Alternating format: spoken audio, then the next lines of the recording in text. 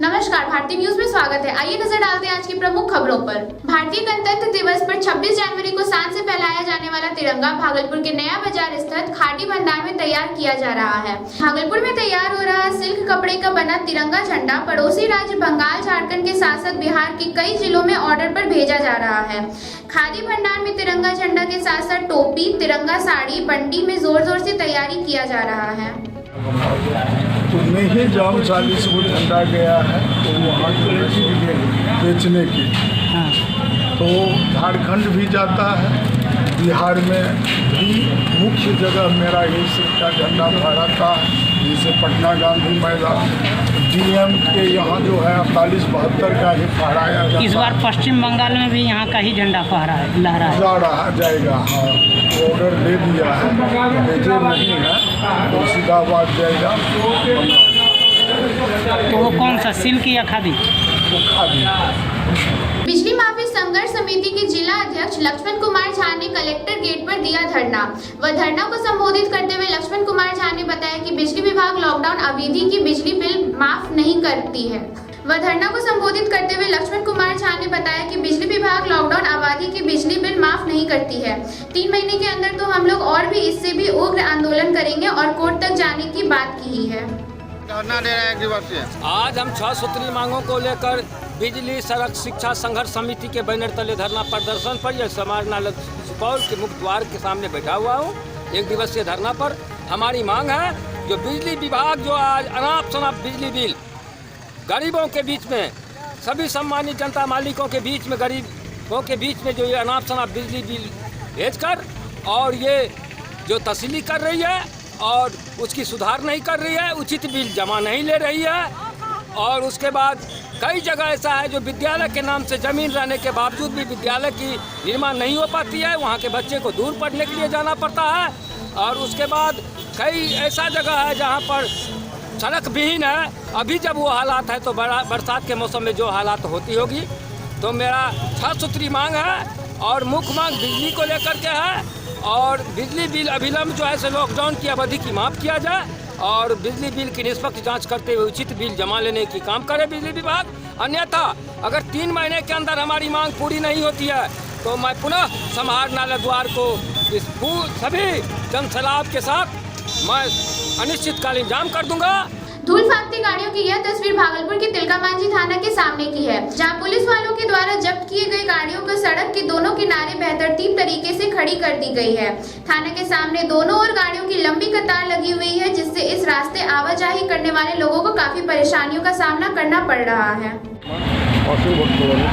शर्मा जी, अभी आप एटीएम से जिस तरह से निकले, लगता है कि दशरथ मांझी जिस तरह से पहाड़ काटे थे वो रास्ता बनाने की कोशिश की आपने।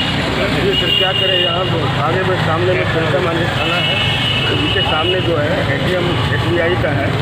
हम एटीएम से कैश विड्रॉ करने आए थे, लेकिन भारी मशक्क़त के बाद हम एटीएम के अंदर घुस पाए और बगल से हम निकले और गाड़ियाँ लगी हुई और समूचा जो है कपड़ा मेरा गंदा हो गया। इस तरह की तो यहाँ का क्या होना क्या चाहिए, जो व्यवस्था सामने तिलकामांझी थाना है, बावजूद इसकी जो है गाड़ी लगाने की जो व्यवस्था होनी चाहिए कहाँ है? ये तो वो प्रशासन की बात है, ये कौन जिम्मेदार है?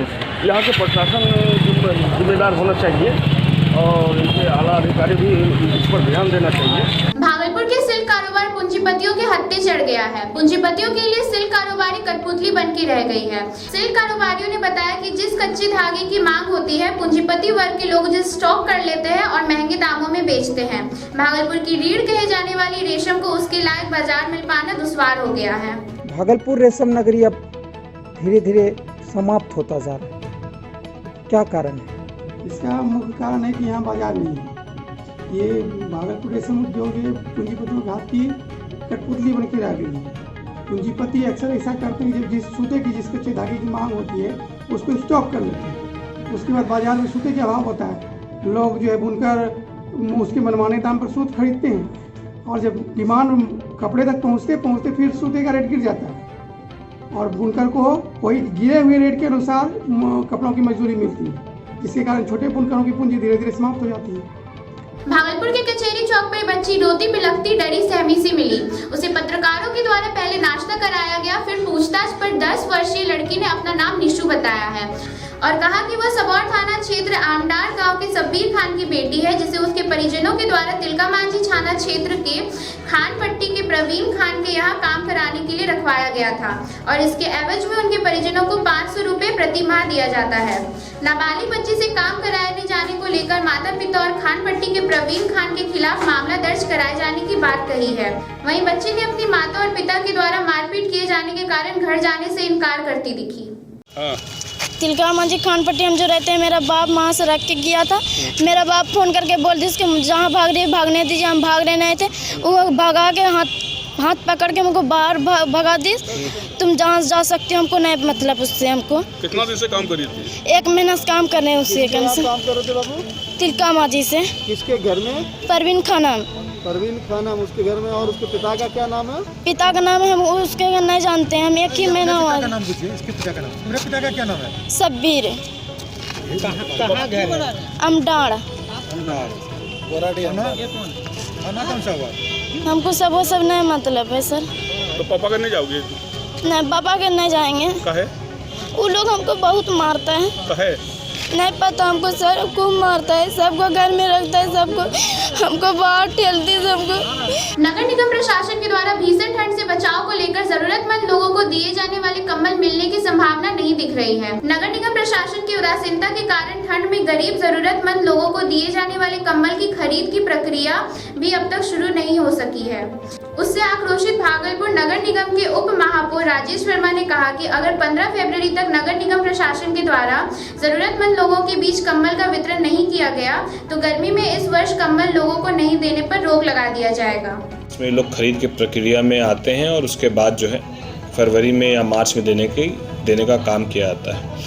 तो जब ठंड खत्म ही हो जाएगी तो फिर जनता के लिए कंबल मार्च में खरीदने का मतलब है कि पदाधिकारी और जो कर्मचारी हैं वो कहीं ना कहीं उस कंबल खरीद में फिर हड़बड़ी करते हैं और उसमें भ्रष्टाचार जो है उसमें कहीं ना कहीं संलिग्ध होता है। तो इसीलिए यदि इस बार ठंड में ही जनवरी और 15 फरवरी तक यदि कंबल वितरण का कार्य नहीं होगा, वितरण का कार्य, खरीद प्रक्रिया अभी शुरू नहीं है, मैं वितरण की बात कर रहा हूँ, कि यदि नहीं होगा तो इस बार कंबल खरीद के लिए नगर निगम से मैं कंबल खरीद चाहता हूँ कि कंबल यहाँ से फिर खरीदने की प्रक्रिया नहीं, यदि हो तो टाइम पर हो। और जितने भी शहर के वैसे ज़रूरतमंद लोग हैं जिनको कंबल की आवश्यकता है, हम लोग अपने तरफ से कंबल वहाँ पर घूमकर बांटने का काम करेंगे, उनको देने का काम करेंगे। जो राहगीर है उनको देने का काम करेंगे, वो हम लोग अपने तरफ से फिर देने का काम करेंगे। ये भ्रष्टाचार हर साल किसी भी सूरत में बर्दाश्त नहीं है। भागलपुर के नवगछिया अनुमंडल में इस्माइलपुर थाना क्षेत्र के 14 नंबर सड़क पर 3 बाइक सवार अपराधियों ने एक बैंक कर्मी से हथियार के बल पर 1,73,240 रुपए लूट लिए हैं। बैंक कर्मी भागलपुर जिले के बरारी निवासी राजन राज ने घटना की सूचना इस्माइलपुर पुलिस को दी। राजन राज ने बताया कि वह नवगछिया के विभिन्न गाँव में रकम संग्रहण करने आए थे और रकम लेकर वह वापस भागलपुर जा रहे थे। छोटी परवक्ती गांव के पास एक बिना नंबर की मोटरसाइकिल पर सवार होकर 3 अपराधियों ने उनका रास्ता रोक लिया और हथियार के बल पर उनके पीठ पे टंगे बैग को छीन लिया। नाम राजन राजवा। कहाँ भागलपुर में ही रहते हैं? हाँ, भागलपुर बरारी घर बन। कितनी संख्या में अपराधी था जी? अपराधी तीन था। 3 लड़का था, एक अपाची व्हाइट कलर का था, नया न्यू बनी था। मास्क क्या? हाँ, पूरा मुफलर मुंह बना हुआ था। अपना परिचय देते हैं। मेरा नाम राजन राजवा, घर बरारी हुआ। और कौन बैंक बोले? कोटक महिंद्रा बैंक, कलेक्शन का काम। बनी रही है भारतीय न्यूज के साथ, मैं विजय लक्ष्मी दास।